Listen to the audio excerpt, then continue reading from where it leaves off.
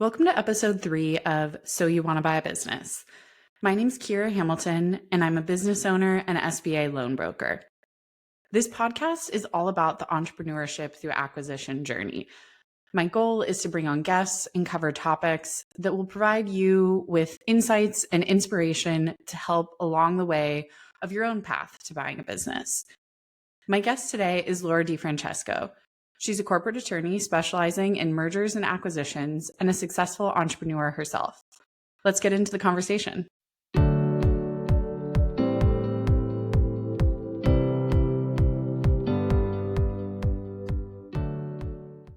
Thank you so much for joining me today, Laura. You're welcome. I'm so glad. Yeah, do you want to start with giving an introduction? Absolutely. So I'm Laura DiFrancesco. I've been an M&A attorney for over a decade. I worked in big law for 7 years before starting my first company, Dean Street Law, 5 years ago, specializing in mergers and acquisitions and corporate law. I've closed over $10 billion of transactions in the last 5 years alone for lower middle market and Fortune 500 companies. And I also founded a number of other companies, including Flourish Co-working and event space in Westchester, PA, Ethereal Farms with luxury Airbnbs, and next to our sister farm, Wayvine Winery and Vineyard, with live music and food trucks, and of course the vineyard. And I also have the shop with resources, both legal courses as well as business and lifestyle design courses, and resources including Acquisition Insights, which is our course comprehensively showing you how to buy a business from the legal perspective, including templates like letters of intent, indications of interest, and so much more, all at your fingertips and ready to support you. That is amazing. My goodness, what an impressive background. You sound like a busy woman. Thanks for taking the time to chat with me. And Absolutely. Such a good fit for this podcast. It's all about the ETA journey. And one of the reasons I was really eager to talk to you is because you do have this new course out. Can we start there? Can you say again, what's the name of the course? Who is it made for? And what does it cover? Absolutely. Acquisition Insights is really made for anyone buying a small business, including through entrepreneurship through acquisition.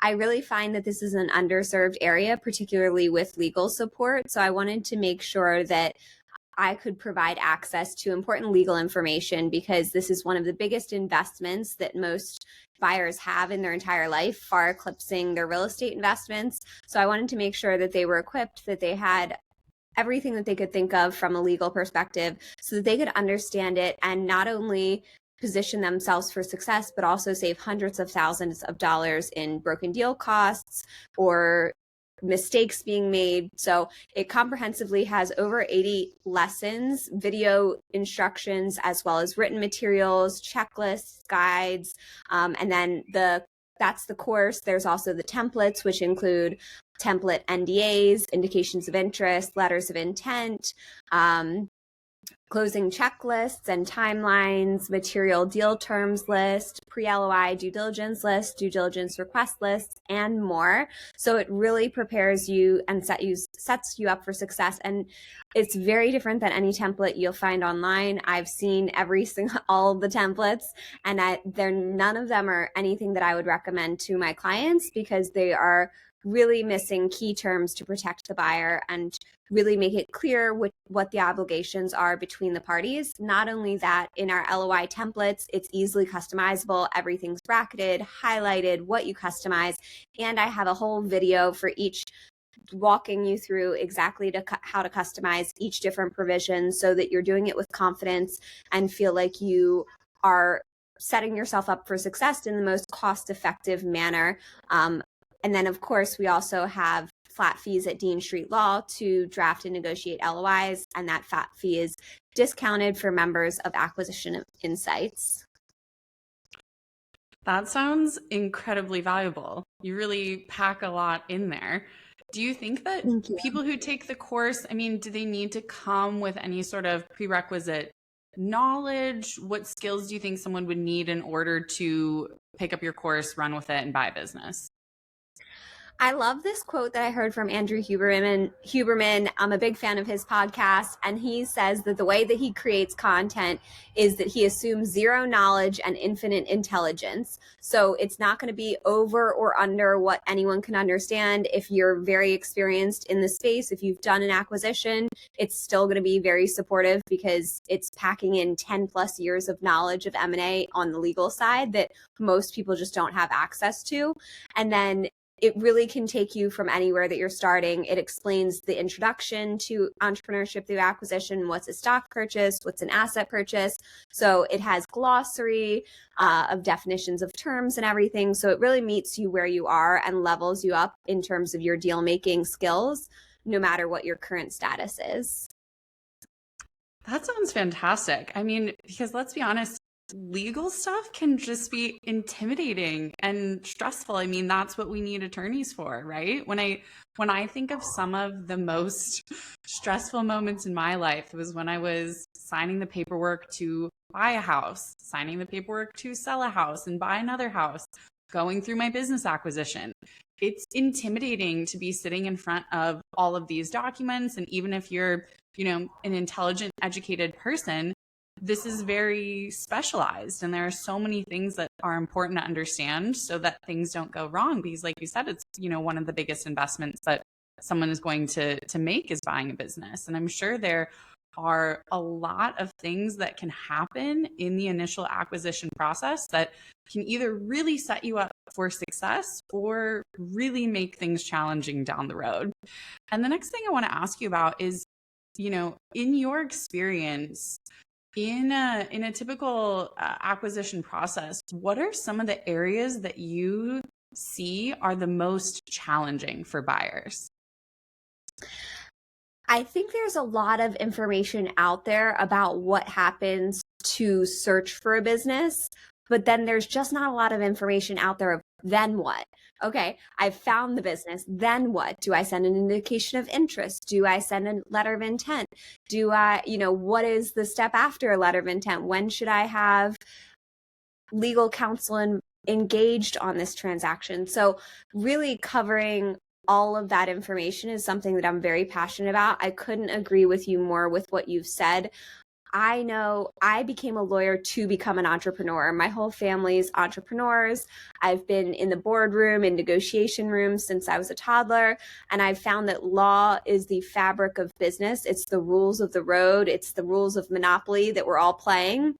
And so in order to win the game, you need to know the rules that you play by and how you can navigate them yourself and position yourself for success.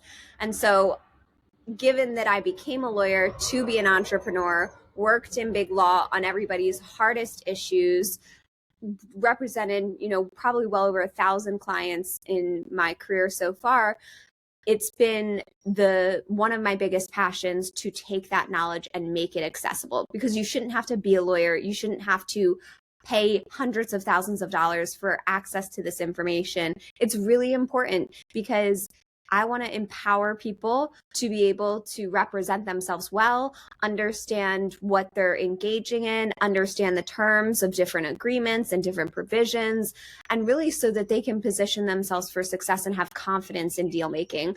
I think it's amazing that we have so many people coming into entrepreneurship through acquisition. It's an incredible opportunity, particularly for women and minorities, to minimize that wealth gap, because immediately upon acquisition, you have access to capital, you have access to control, influence, you can change your life, you can change your employees' lives.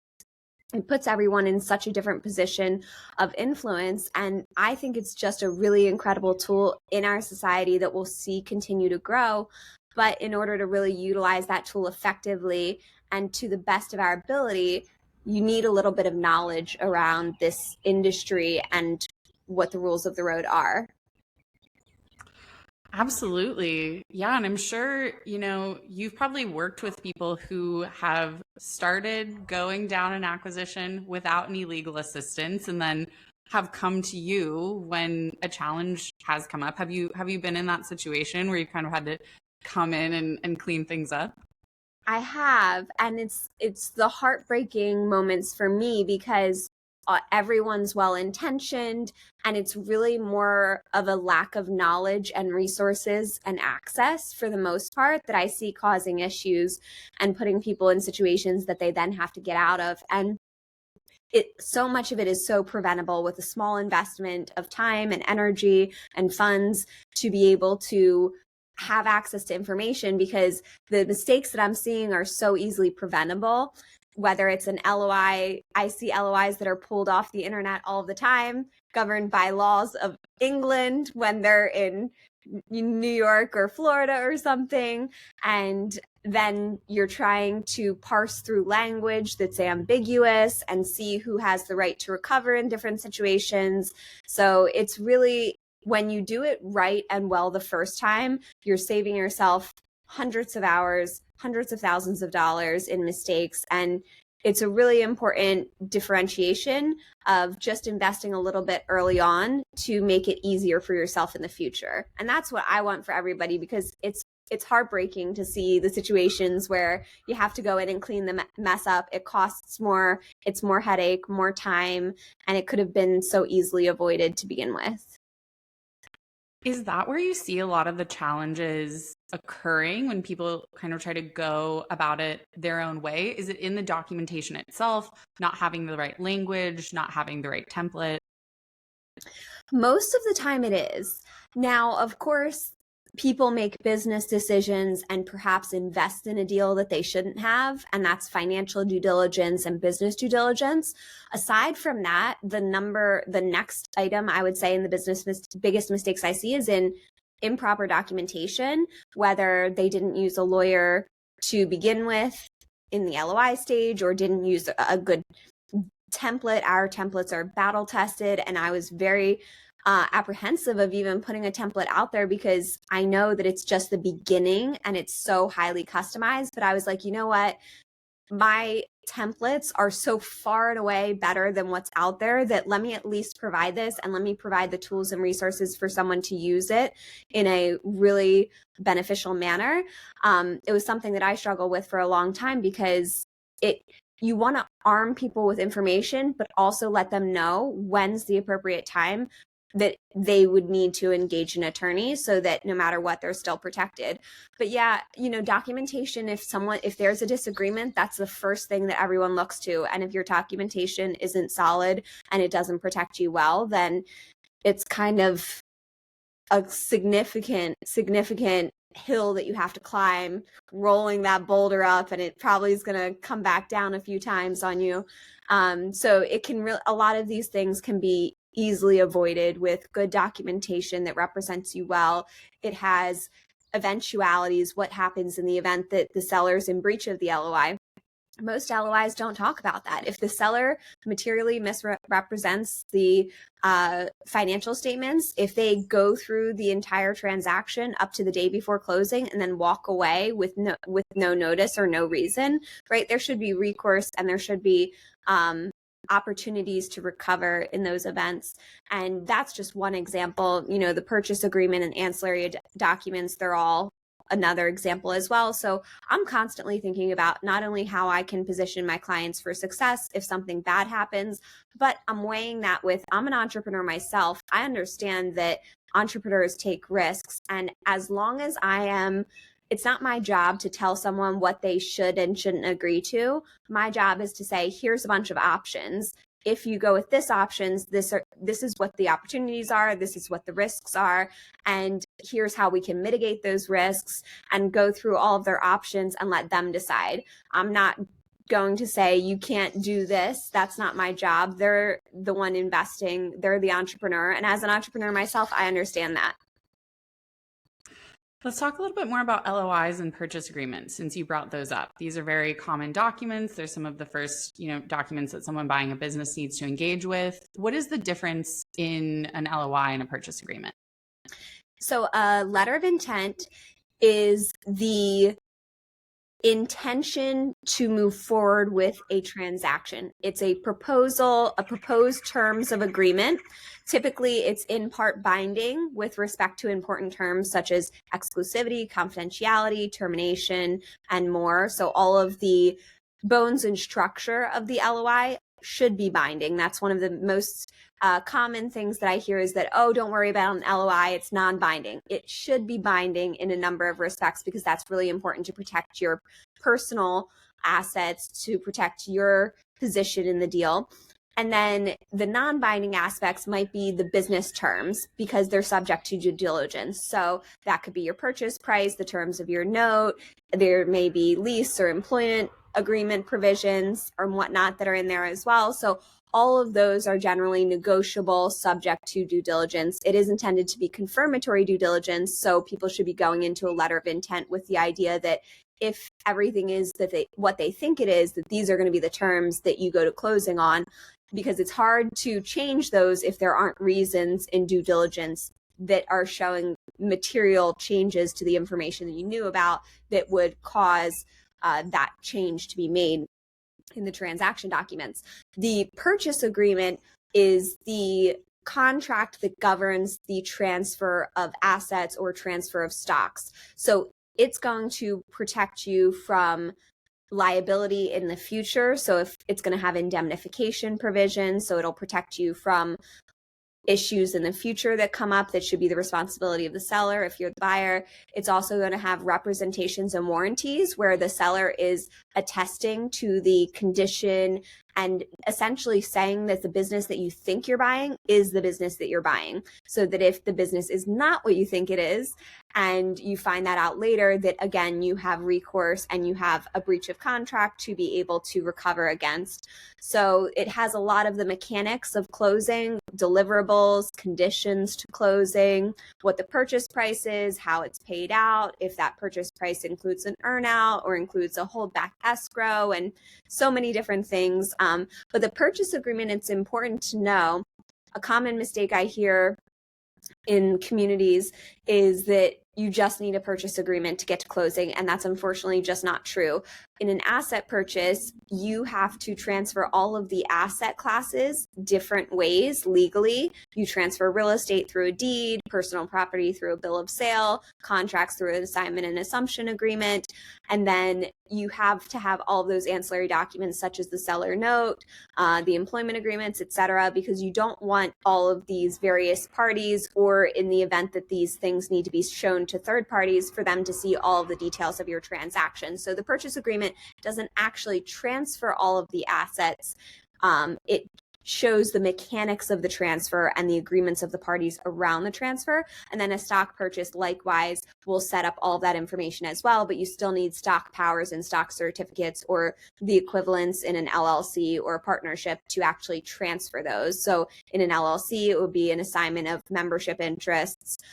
So those different mechanics are really important. And then of course you need consents so that you know that the transaction documents are actually going to be legally enforceable and binding, and certificates to make sure that you have people standing behind the words of companies so that you can have recourse. So there's a lot more to it than just a couple of the common contracts that people think of in the acquisition process, and Acquisition Insights goes into every single one of those in high detail, as well as every single provision in the purchase agreement, what it means, how it's customized, what the implications of it are, and so much more.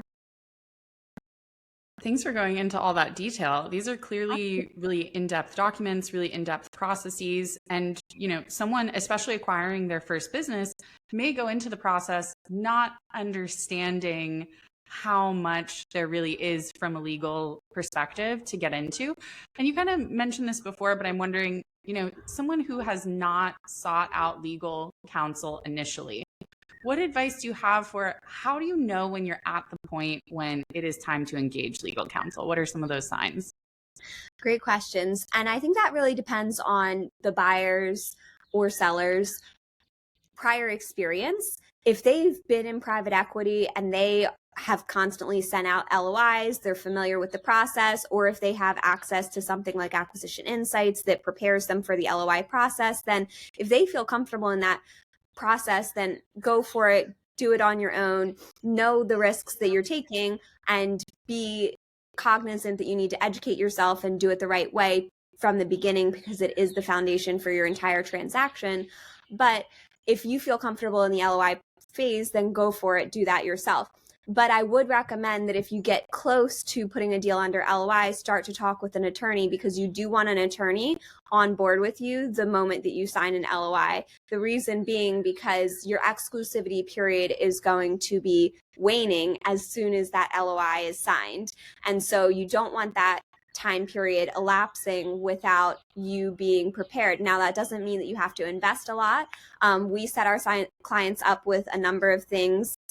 We set them up with a closing checklist and timeline, due diligence request list, and materials issues list. And then we start having weekly meetings to consult with them and assist them immediately post LOI while they're doing the business due diligence and financial due diligence. If they have a more condensed timeline, the legal due diligence might start sooner. But again, then there is a little bit risk that they're going to have higher broken deal costs because they're incurring more costs early on before they've really vetted the deal. So I would say make sure you know who you're going to work with before submitting an LOI. Ideally, if not, immediately focus on that right after you have an LOI, because the initial foundational aspects of the deal are going to happen in the beginning. And you want to have these conversations about the material deal terms in the beginning before you invest in a purchase agreement and ancillary agreements, because you don't want to get to the 25th hour and have a really small issue be the reason that the terms of the agreement are derailed and that everything falls apart. Because if you have these conversations early on, then you'll be able to have a higher confidence of your likelihood of getting to closing, and that investing in the due diligence and legal and other associated transaction costs are a worthwhile investment for you. And we do set everybody up with Acquisition Insights. The Course Plus Templates bundle does have those initial things in them so that they can get started and be most cost effective after signing an LOI, so they have a bit of support before they engage legal counsel. And we're always there to support as well from Dean Street Law. Invest early. It'll pay off later. It does. When you're smart about it, for sure. Yeah.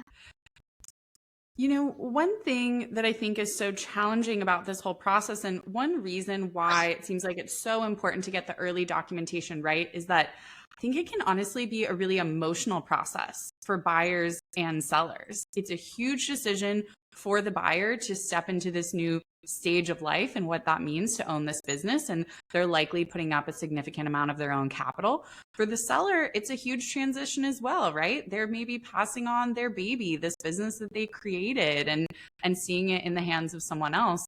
And so I think having that legal documentation to protect everyone in this process is key. And I would imagine you've seen a lot of negotiations and assisted with a lot of negotiations between buyers and sellers. What are some of the most common points of contention you see come up between buyers and sellers? And what tips do you have for negotiating that process? I love that question. Of course, money drives a lot of things. It tends to be something that spikes everyone's cortisol if there's unexpected costs, if there's unexpected changes. So, when you have the LOI, folks are thinking of the purchase price and the seller note as the primary monetary drivers. They're not thinking about working capital, target working capital adjustment, the allocation of the purchase price, the amount if the seller owns the real estate and they plan on leasing it, the amount of the rent, if they plan on keeping the seller on past closing, how much they're planning on paying the sellers. All of these monetary values, try to get those conversations in as soon as possible, because money does spike cortisol and it is very important to both sides. And all of those are going to be determining significant implications monetarily for both sides. So you want to make sure that if they're not covered in the LOI, at least have a mechanism for how they'll be covered. So in our template LOI, we have that it will include normalized working capital based on the trailing 12 months, or if there's been recent surges in growth, maybe the trailing 3 or 6 months, whatever makes sense for the business. Think about if the business has any seasonality to it or cyclicality to it, consider those things. And then for lease, if you don't have a particular number on lease, then you might say according to what the business has paid historically, or you might say according to market rates in this specific geographical area. All of these things are good if you can agree to it in the LOI, but if you can't agree to it in the LOI, this is a part of our materials issues list of things to start discussing right after the LOI so that everyone's on the same page, particularly about these more economically impactful terms. I would say for the most part, most LOIs do and should include the compensation for the buyer, because if it's included in the purchase price, that should be, or for the seller rather, when they continue employment post-closing or continue consultation or transition services post-closing, it should be included in the LOI, because most buyers assume that at least a portion of that is included in the purchase price, and the seller may not be on the same terms as that. So it needs to be clear what the compensation is, ideally in the LOI, if not immediately after. You know, one thing you said earlier that really resonated with me is that you have this belief that legal knowledge should be accessible to all different types of people, and that you shouldn't have to go to law school in order to buy a business, right? And I'm sure you have worked with many different people of different backgrounds who are buying businesses. And I'm wondering, what would you say are the skills and qualities that you have seen in the people who are most successful in this process? It does take a lot of resilience, because I will say it's an emotional roller coaster. If you think that buying a house is challenging, try buying a business. It is an emotional roller coaster, both in the resilience of rejections, and I'm an entrepreneur. I probably thousands of rejections a month. So, I'm putting myself out there just like everybody else. I know it's hard. If you really have a hard time with those rejections and not hearing back and just get deflated from trying and trying again, outsource it. Hire someone, build a team around it. That's something that I do to separate myself a little bit from the day-to-day rejections that you get as an entrepreneur. And then also resilience and having a really solid, grounded perspective in life, because there will be emotional highs and lows. When I was buying my farm, the interest rates went from 2% to 6.7%. And so my mortgage rate went from something that I was totally fine with to something that I was like, oh, okay. Well, we're going to make a decision whether this can work or not, and made the decision that it can work and have found my way around it. But, that was a tough emotional hit, to have something that you expected to cost one thing drastically increase in cost. And for me, it made sense to continue to move forward with it. But those will be the emotional types of experiences that you may have in buying a business. Now, it may be totally smooth. I will say, when you're proactive, when you're organized, when you're good at communicating, when you prep yourself and the seller well for this process, it can be a very smooth process. I have seen deals that I couldn't ask for a better deal. It was so smooth. But that's not everything. And most deals do require hard conversations, experiencing things that are difficult and challenging. Some of the things that I do in my own practices to assist me with resilience and having a grounded perspective is I spend a lot of time out in nature. To me, that helps me realize how small some problems are, even though they feel so big and so real, because I'm so connected to them. But in the grand scheme of things will come and things will go and things will ebb and flow. And I really like to think of my emotions as tides. They ebb and they flow, and I'm the equanimity among those tides. And I like to keep myself as centered and grounded as possible. I have all of my wellness tools as the tools in my toolbox and the resources that I go to, as well as my community and family and support system. And likewise for a buyer, their deal team, that can all support them through navigating these challenges. And I will say, quick, easy, tactical tip: if it's a hard conversation and you don't feel comfortable having it, throw your attorney in. Let them handle those hard conversations. It's a great way to get the heat off your back, to play good cop, bad cop, to say, well, this is what my attorney's advising me. And then another quick tip that I always like to say is, don't ever feel pressured to make a decision on a call. Say, thank you so much for that information. I really appreciate it. I'll look into it further. I'd love to set up another time where we can discuss this, and let me know if there's anything I can do, or, I'll let you know if I have any further questions or need any additional information as I'm reviewing this. So really don't ever feel pressured to make a split time decision, as you may have news that you're receiving and that may be impactful emotionally. Feel free to continue a conversation. I think that's a really healthy way to navigate things. That is such a good tip, because it can feel like, especially when you are on a timeline, that you need to make decisions quickly. You need to keep things moving along. You don't want to be the person that's holding things up or seem like you can't think on your feet. So I think that makes sense. And I love your perspective too of zooming out, because it can really feel like when you are in the middle of buying real estate, buying a business, whatever the case may be, one small disagreement or, change in interest rate can have a big impact, and it can feel like this is everything that's going on right now. But just stepping back can be really useful, not just for your own mental health, but I think for the deal as well, because you don't want to be making decisions from a place of anxiety, right? Absolutely. It's so important when you're going into decision making to have the facts, to ask the questions. I think people just assume that they need to make a decision based on information they have without further deepening that conversation. Number one tip, if you want to find a creative solution to find out how to make a deal work and progress it forward in a meaningful, positive way, is to ask questions. Understand everyone's underlying motivations, concerns. What's really driving this? Is it really money, or is it because they want to do something with that? And can you help them do something with that in a different way? Maybe they want to move to Florida and they want this money to move to Florida. Well, can you make sure that they have enough to do that, but then maybe move more of the purchase price on the seller note because they don't need the rest of it immediately?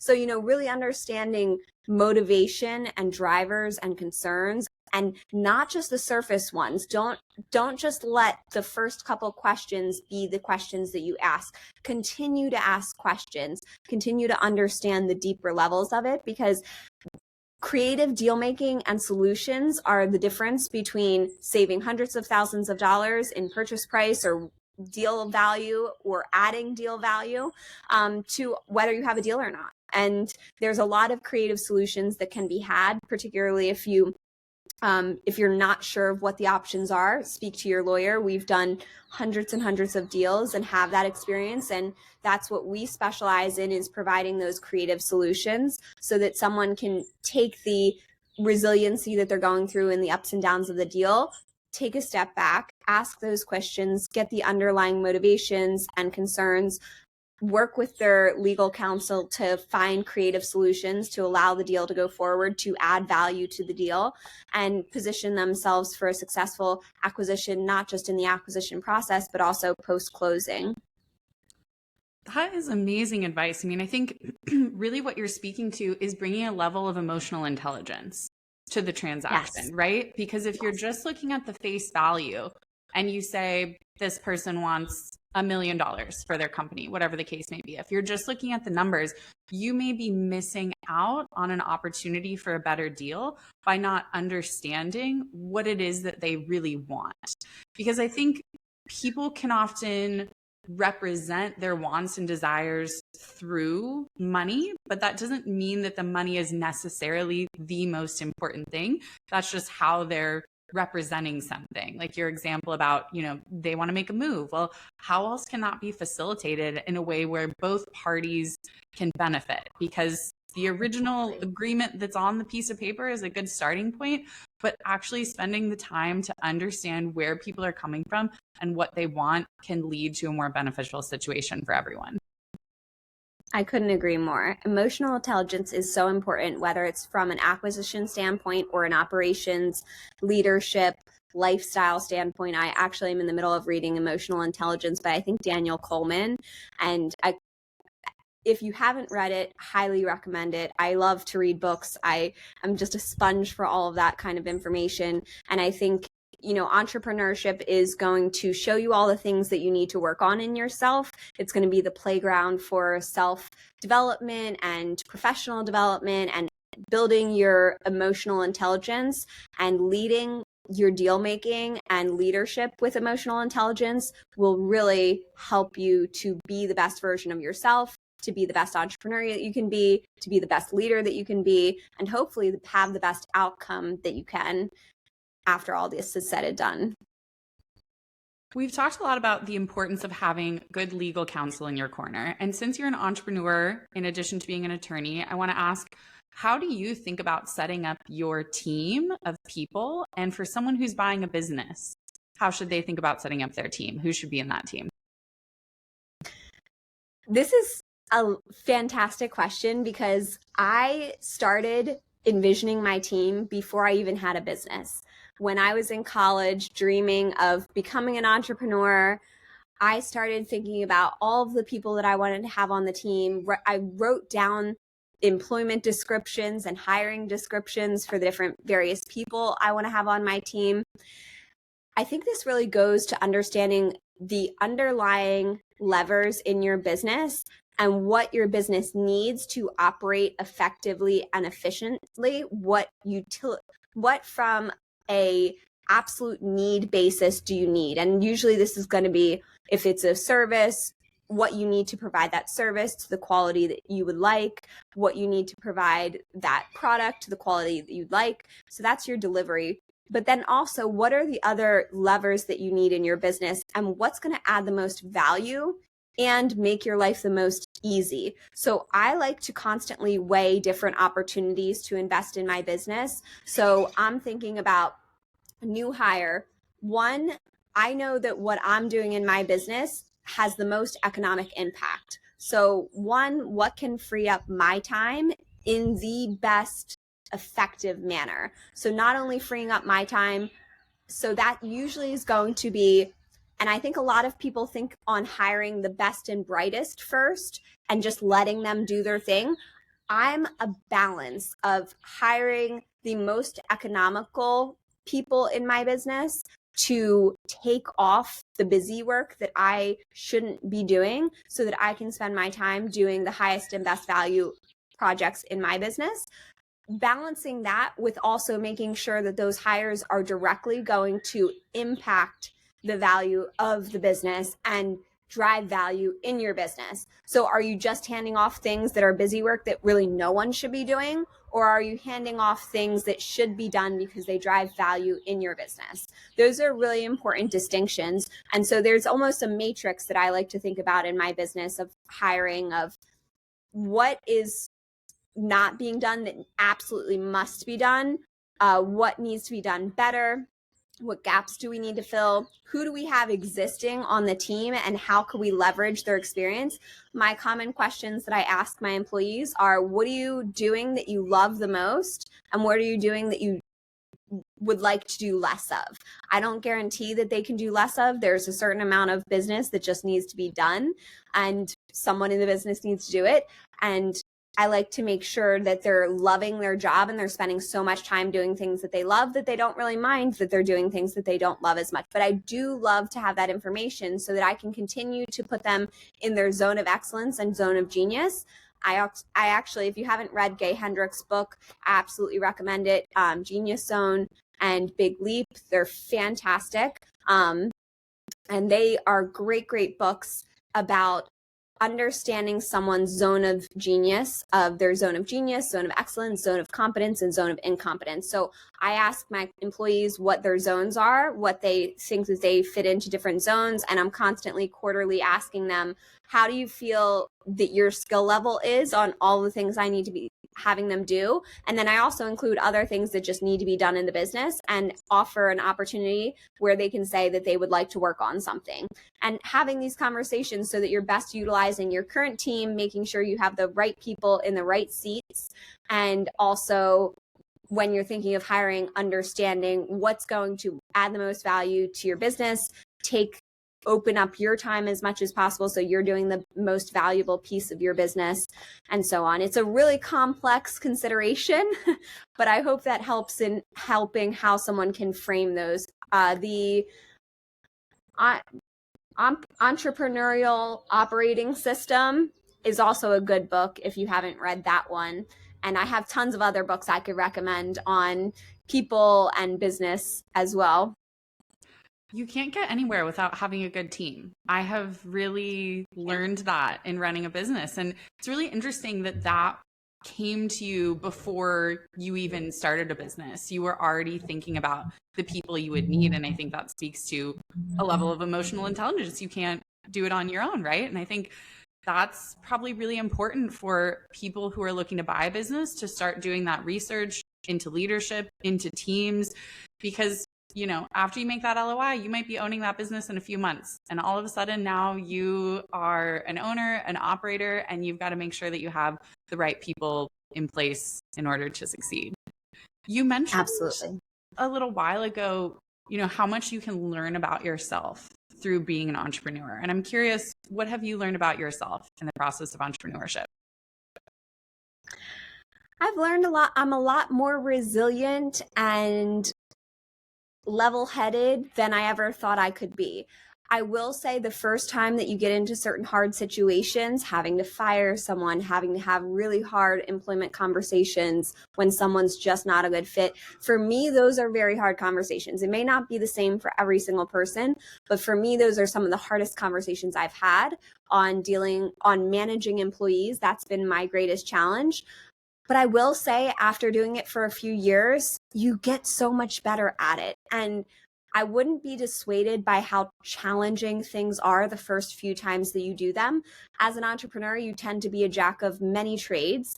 No matter the size of the business, there are going to be things that you have to know about HR and marketing and operations and technology and legal and so much more. And so you really challenge yourself. And I love that. I couldn't love that more about entrepreneurship. For me, it keeps me excited. It keeps me alive.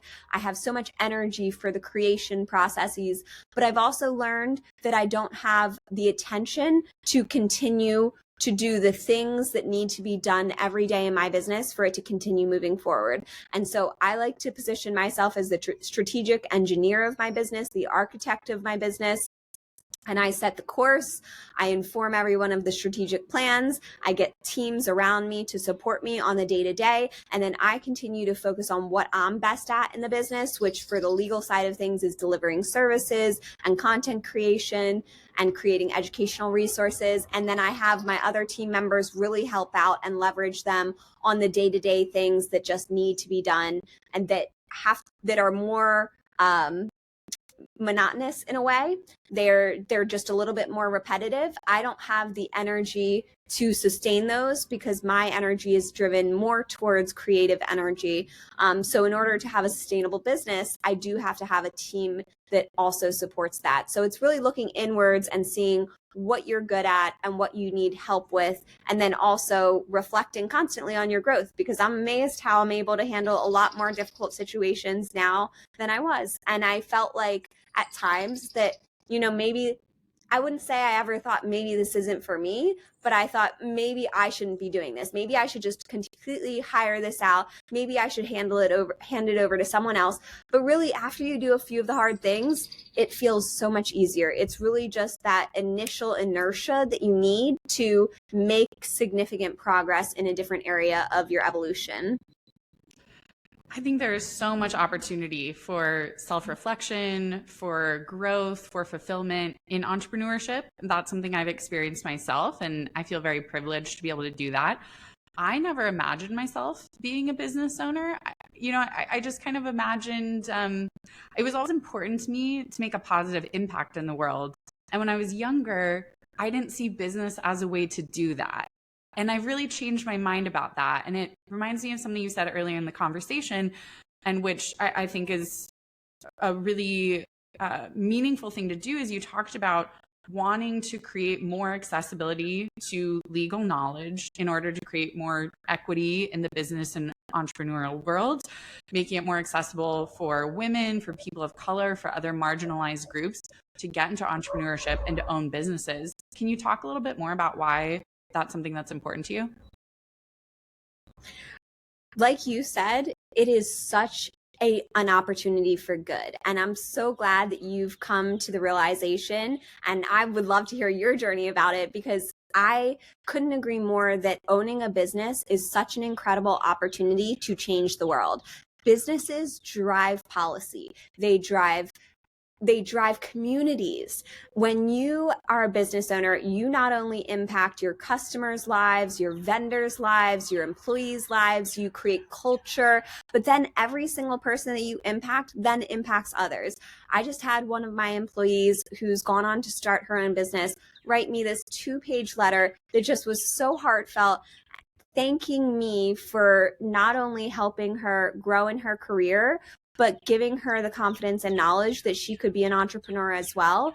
And that means so much to me, that I can have such an incredible impact on her life, because I'm amazed that that's possible. But not only is it going to have a positive impact on her life, but everybody that she then influences in her life. We're all so connected in the world. Generations and generations can be impacted by putting good people in positions of power to do good things. And being a business owner really does that from the bat. It's an instant change. And I think that the world needs more people who want to do good in the world, becoming business owners, positioning themselves to do good in the world. I think you can blend profit and passion and impact and make it a really beautiful life for yourself, and impact that you have that impacts generations to come. I used to think businesses were just about making money. And of course, they are about making money, but it's not as simple as that. And you just put it so well. I think there is a way to make profit ethically and in a way that has a positive impact on people.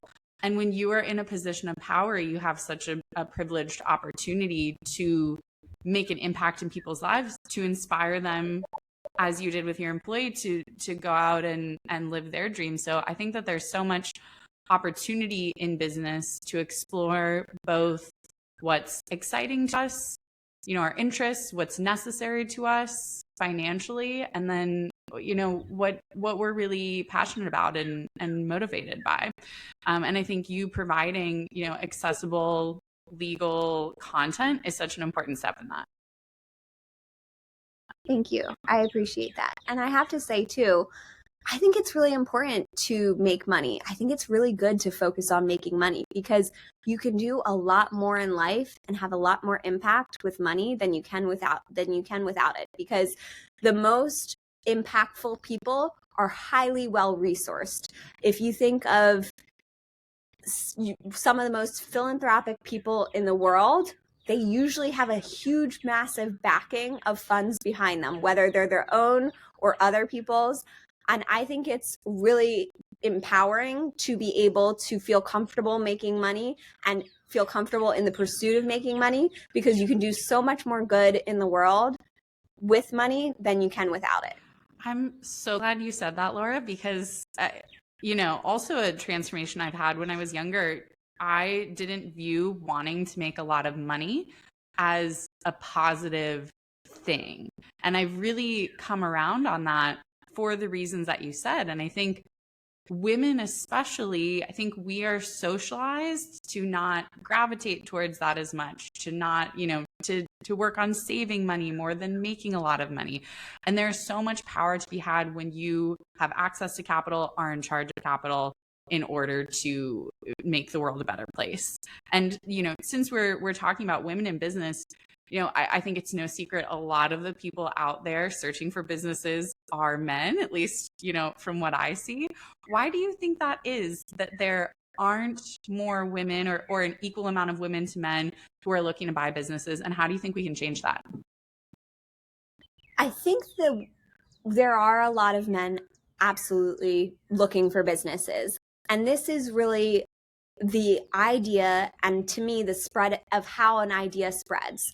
I think men talk about money more. They talk about their aspirations in their careers more unapologetically. And so the idea, to me, I think spreads more naturally among men than it does among women, for many of the reasons that you talked about. Women may feel that it's not the best, they're not the best person if they want to make a lot of money, if they want to be successful. And they may not talk about how they invest their money and what they invest in and different opportunities to invest in as much as men. But I think awareness and spreading that idea and then backing it up with spreading the resources and sharing those resources and empowering them with that idea of how they can execute on it and how it's feasible and how it's realistic. So I think really one is the spread of an idea, and I think continuing to have women talking about it really helps it. So I'm so excited that we're having this conversation today. I'm so excited and proud of you for having a podcast and sharing ideas like these, because I think this is exactly what we need to bring more women into the space. And then I think it's also showing successful women in the space and showing how they've done it and how they've navigated the different challenges that women do have in life with the challenges of entrepreneurship. But I will say, I have the most flexible life I've ever had. And I've been able to do so much in my life, and I've been able to accomplish so much, both personally and professionally, as an entrepreneur. Because while it is very important for me to show up in my business and do what I need to do, it also doesn't have to be done on someone else's schedule. It can be done on my schedule, and I can do a lot more. Having a farm, while not the same as having a family, really has a lot of surprises in it. There are animals that are out of their fields on nearly a daily basis. Most of my farm is free range, but the animals like to decide when they're in the fields and when they're not. It's really only the horses that are fenced in, but they like to change fields all the time. And then we have tons of natural disasters. We just had a tornado with 40 trees that came down, and it's challenging to deal with what life throws at you, especially as a woman with a lot of responsibilities, whether that's family or community or personal responsibilities or career aspirations. And entrepreneurship to me has been one of the greatest gifts in making it possible for me to do all the things that I want to do in the various aspects of my life. Is it easy? No, but at the same time, it provides so much more opportunity for you and flexibility for you. So I think when we show more women as entrepreneurs in entrepreneurship through acquisition, elevating women in this space, giving them voices so that they can be heard, share the message, so women can see other women succeeding, all of these things really can contribute to bringing in substantially more women into the space. And I think we're going to continue to see that. And I'm really excited about that. I'm excited about that too. And Laura, I really appreciate your contribution to that mission, both in the content that you're offering and in joining me for this conversation. This has been really enlightening and inspiring. So thank you so much. And I want to give you the chance to let people know, how can they connect with you online and how can they find your courses? Absolutely. I would love to connect online. I'm on most major platforms. I have Twitter, LM DiFrancesco. I'm on Search Funder, Laura DiFrancesco, LinkedIn, Laura DiFrancesco. If you want to find everything, go to deanstreetlaw.com/links. I'm sure we'll include it in the show notes, but that'll show you access to Dean Street Law, applying to work with Dean Street Law.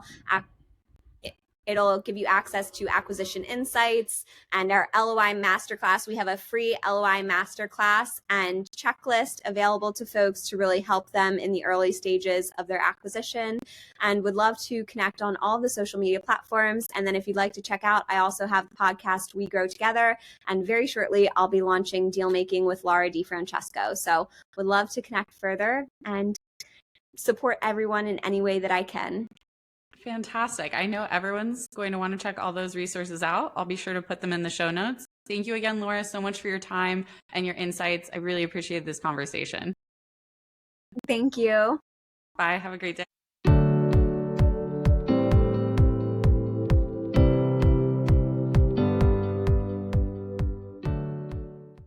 Thanks for checking out this episode of So You Want to Buy a Business. If you're enjoying the show so far, you can support it by liking and subscribing. And be sure to check out Laura's resources, which I'll link in the show notes. I'll also include information about how you can get in touch with me. As I mentioned, I'm an SBA loan broker, and I focus on debt amounts from $250K to $10 million. So if you're looking for some financing options for your next acquisition, let's get in touch.